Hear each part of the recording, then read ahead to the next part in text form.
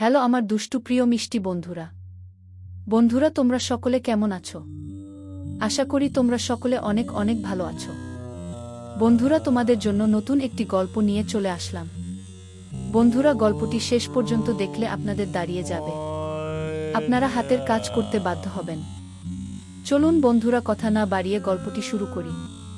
ওর চুমু দেওয়া, ওর বু বলা, ওর জড়িয়ে ধরা সবকিছুতেই যেন লুকিয়ে আছে অনেক ভালোবাসা।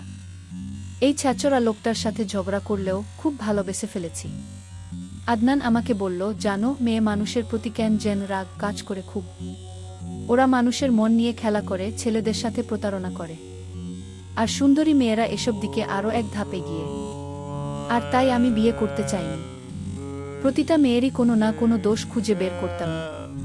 মা আমার উপর বিরক্ত হয়ে গত 1 মাস ধরে মেয়ে দেখা বন্ধ করে দিচ্ছে। আমিও যেন হাফ ছেড়ে বাঁচলাম। আনিলা সেদিন তোমাকে দেখতে যাওয়ার কথা বলতেই মা না করে দেয়। পরে আপু অনেক বুঝিয়ে মাকে নেয়।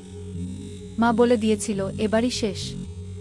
আর না, আমি তো তোমাকে দেখার পর সমস্যা খুঁজছিলাম। কিন্তু তুমি যখন বলো যে আমাকে পছন্দ হয়নি, তখন খুব জেদ কাজ করে। তাই জোর করে তখনই তোমাকে বিয়ে করে নেই। আচ্ছা সত্যি বলো তো, আমাকে কি তোমার সত্যিই পছন্দ হয়নি? আপনার মতো ছ্যাচরা লোককে পছন্দ করব আমি? তুমিও কম ছ্যাচরা না। তোমার মতো মেয়েকে বিয়েতে জোর করে রাজি করানো সম্ভব না। কিছু তো একটা হয়েছে। কিছুই হয়নি। ঘুমাবো এখন? ঘুমাও, তবে আমি তোমাকে সম্পূর্ণভাবে স্ত্রীর অধিকার দিতে পারবো না। যদি মনে হয় তুমি অন্য সব প্রতারক ঠকবাজ মেয়েদের থেকে আলাদা, তাহলে তোমাকে আমি মেনে নিব। জানি এটা অন্যায়, তবুও মেনে নিতে হবে তোমাকে। ইস, কি কপাল আমার! ও কত কাছাকাছি শুয়ে আছে আমার। কিন্তু আসলে তো অনেক দূরত্ব আমাদের মাঝে। মনের দূরত্বই আসল দূরত্ব। কিছু কিছু মেয়েদের নাকি সতীত্বের পরীক্ষা দিতে হয় বিয়ের রাতে। আর আমি পড়লাম এ কোনো পরীক্ষায়? আল্লাহ আমাকে সাহায্য করো। যখন কোনো বিষয় নিয়ে খুব ভাবি, তখন আমার ঘুম হয় না ভালো। আজও সেরকম হলো। ভোর রাতে ঘুম ভেঙে যায়। উঠে তাহাজ্জুদের সালাত আদায় করে স্রষ্টার দরবারে হাত উঠালাম। হে আল্লাহ, আমাকে সকল বিপদে ধৈর্য ধরার শক্তি দাও। আদনানের ধারণা যেন আমি পরিবর্তন করতে পারি। ওর সাথে যেন আমি সারা জীবন কাটাতে পারি। ফজরের নামাজ আদায় করে আদনানকে ডাকতেছি। উফ, কি লোক! এত ডাকছি কোনো সাড়া নেই। অথচ নামাজের সময় শেষ হয়ে যাচ্ছে। তাই কিছু পানি এনে মুখে ছিটালাম। আর তখনই চেঁচিয়ে উঠল আদনান, এই মেয়ে, তোমার কি কোনো বুদ্ধি নেই? সকালের এত সুন্দর ঘুমটা নষ্ট করলা। কাল কতটা জার্নি করেছি, আজ একটু শান্তিতে ঘুমাবো, তাও দিচ্ছ না। ও, বিয়ে তো শুধু আপনার হয়েছে, আর জার্নিও শুধু আপনিই করছেন। শুনুন, এত ভারী শাড়ি পরে জার্নি করা আমার জন্য আরও কষ্টকর ছিল। আমি উঠতে পারলে আপনি কেন পারবেন না? আর নির্বোধ আমি নই। নির্বোধ তো সে লোক যে স্রষ্টার এত নিয়ামত ভোগ করেও স্রষ্টার ইবাদত করতে আলসেমি করে। আদনান আর কিছু বলল না। নামাজ পড়তে চলে গেল। বারান্দায় দাঁড়িয়ে আছি। মাথা ব্যথা করছে খুব। 1 কাপ চা হলে ভালো হতো, কিন্তু কাকে বলবো এই সকালে। একটু পরেই আদনান 2 কাপ চা নিয়ে আসলো বারান্দায়। লোকটাকে মনে মনে ধন্যবাদ দিলাম। আদনান আমার কাছে এসে দাঁড়াল। 1 কাপ চা আমার হাতে দিয়ে বলল, আমি সকালে জেগেই ছিলাম, ইচ্ছা করেই উঠিনি। তবে তোমার কথাগুলো খুব ভালো লেগেছে। সত্যি আমরা মানুষ জাতি অনেকটা নির্বোধ আর স্বার্থপর। অফিসের কর্মচারীরা যখন কাজে একটু এলোমেলো করে, তখনই মালিক কত কথা শোনায়, খারাপ ব্যবহার করে। বাসার মালিক চাকরদের সাথে খারাপ ব্যবহার করে কাজ করতে দেরি হলেই। আর আমরা কত অন্যায় করি। স্রষ্টা তো কিছুই বলে না। আর কিছু না করলেও আমাদের স্রষ্টার ইবাদত ঠিকমতো করা উচিত। আসলেই আপনার চিন্তা ভাবনা খুব সুন্দর। যাই হোক, এখন একটু শাশুড়ি মায়ের কাছে যাই। আনিলা আমাকে দেখেই বলে, ও মা, নতুন বউ এত সকালে? আমি তো ভাবছি সারা রাত রোমান্স করবি, আর আজ সারাদিন ঘুমাবি। তা রোমান্স কেমন হলো? এই মেয়ে, আমি তোর বিয়াইন লাগি যে এসব জিজ্ঞাসা করছিস? আমি তোর ভাইয়ের বউ। তা শাশুড়ি মা কোথায়? তখনই শাশুড়ি মা আসলো। আনিলা বলল, দেখো মা, কত সকালে উঠছে তোমার বৌমা। আমি হলে তো 2 দিন শুধু ঘুমাতাম। তোর মতো হবে কেন ও? ও অনেক ভোরেই উঠছে। আদনান এসে চা করে নিচ্ছে। তাই নাকি? তোমার ছেলে দেখি বউয়ের প্রেমে হাবুডুবু খাচ্ছে। তো তুই এত সকালে উঠলি কিভাবে? মা, আজ ভার্সিটিতে প্রোগ্রাম আছে। ও, কথা বল তোরা। বলেই শাশুড়ি মা চলে গেলেন। কি রে আনিলা, কিসের প্রোগ্রাম আজ? প্রোগ্রাম না অন্য কিছু? উফ, জুই আসতে বল। মারুফ বলল গুরুত্বপূর্ণ কথা আছে, তাই ওর সাথে বের হব। ফোনে বললেই তো হয়, দেখা করা লাগে। তুই এসব বুঝবি না। ওকে, বুঝা লাগবে না। বেশি দেরি করিস না। থাক, রুমে গেলাম। হুন, যাও। ভাইয়ের কাছে মন পড়ে আছে, সেটা বললেই হয়। হ্যাঁ, তুমি তো আবার অনেক বুঝো। রুমে এসে দেখি আদনান নেই।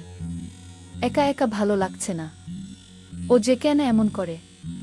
তবে যাই করুক না কেন, ও সব মিলিয়ে অনেক ভালো। আমি তো ওকে যতবার দেখি ততবারই প্রেমে পড়ি।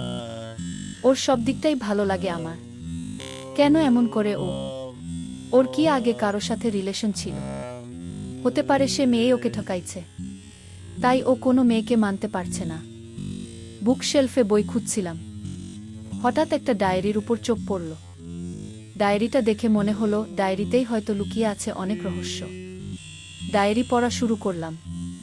কিছু কবিতা লেখা আছে শুধু। ভালোই লিখতে পারে ও, কিন্তু তেমন কিছুই খুঁজে পেলাম না। হতাশ হয়ে বসে পড়লাম। বিকালে আদনান ঘুমাচ্ছে। আমার ভালো লাগছে না, তাই বাড়ির পিছন দিকে ঘুরতে আসলাম। এসে তো আমি অবাক। একসাথে 2টা হিজল ফুল গাছ। গাছের নিচে বিছিয়ে আছে অসংখ্য লাল লাল হিজল ফুল। মুহূর্তেই মনটা ভালো হয়ে গেল। একটা গাছ একটু বাঁকা টাইপের আর নিচু। সহজেই গাছটায় উঠতে পারলাম। 2টা গাছের একটায় ফুল আছে, অন্যটায় নেই। ধরে নিলাম একটা ছেলে গাছ, আর অন্যটা মেয়ে গাছ। 2টা গাছই একে অন্যের দিকে ঝুঁকে আছে। মনে হচ্ছে 2টা গাছই প্রেমে মত্ত। মেয়ে গাছটাকে বললাম, দেখ, তোর ভাগ্য কত ভালো। তোকে দেখতে ঠিক নতুন বউয়ের মতো লাগছে। আর দেখ, ছেলে গাছটা তোর দিকে ঝুঁকে আছে, যেন তোকে ছাড়তেই চাচ্ছে না। নিচে অসংখ্য ফুল ছিটানো, যেন তোদের ফুলসজ্জা। তোকে দেখে তো আমার হিংসে হচ্ছে খুব। আর আমার জামাইটা কেমন? কাল রাতটা ঝগড়া করেই কাটল। একটুও ভালোবাসে না আমাকে। কে বলছে ভালোবাসে না? গি শব্দটা শুনে চমকে উঠলাম। গাছ আবার কথা বলে নাকি? পেছনে ফিরে দেখি আদনান। ও আমার কাছে এসে বলল, আমার নামে অভিযোগ দেওয়া হচ্ছে। আপনি না ঘুমাচ্ছেন? বউ একা একা বিরহের সংলাপ বলছে। আমি ঘুমাই কি করে? তো গাছে উঠছ কেন? যদি ভূতে ধরে? পেতনিকে তো ভূতেই ধরবে। পেতনি হও আর শাকচুন্নি হও, গাছ থেকে নামো। নিচে নামার পর অনেকগুলো হিজল ফুল আমার পুরো শরীরে ছিটিয়ে দিল। আমি অবাক হয়ে ওর দিকে তাকিয়ে আছি। কি করছেন আপনি? বুকে সাজাচ্ছি। তোমাকেও হিজল গাছটার মতো সাজালাম। এখন তোমার জামাই ও তোমার পাশে। এখনো কি মনে কষ্ট আছে? কেন যেন নিজেকে সামলাতে পারলাম না। ওকে জড়িয়ে ধরে ওর বুকে মাথা রাখলাম। ইচ্ছে করছে অনন্তকাল এভাবেই দাঁড়িয়ে থাকি। সকালে ও নিজে আমার জন্য চা করল, এখন আবার ফুল ছড়িয়ে আমার মন ভালো করার চেষ্টা করছে। আমার কাছে যদি জীবনের সবচেয়ে ভালো দিনগুলো সম্পর্কে জানতে চাওয়া হয়, আমি এই দিনটির কথা বলবো। আদনান কানের কাছে মুখ এনে বলল, এই ছাড়ো, আনিলা আসছে। প্রেম ভালোবাসা রুমে গিয়ে কইরো। আনিলা আমাদের কাছে এসে বলল, ও মা, জুই ফুল দেখি হিজল ফুল হয়ে গেছে। আদনান বলল, তোর ভাবির নাকি হিজল গাছকে দেখে হিংসে হচ্ছিল, তাই ওকে সাজিয়ে দিলাম। তোমাদের প্রেম দেখে হিজল গাছ লজ্জায় নুয়ে পড়ছে। খেয়াল রেখ, মানুষ যেন না দেখে। বলেই আনিলা চলে গেল। আনিলা চলে যেতেই আদনান বলল, সবার আগে কি? চলো আমরাও যাই। আর একটু থাকি না? ওকে, বউয়ের ইচ্ছা।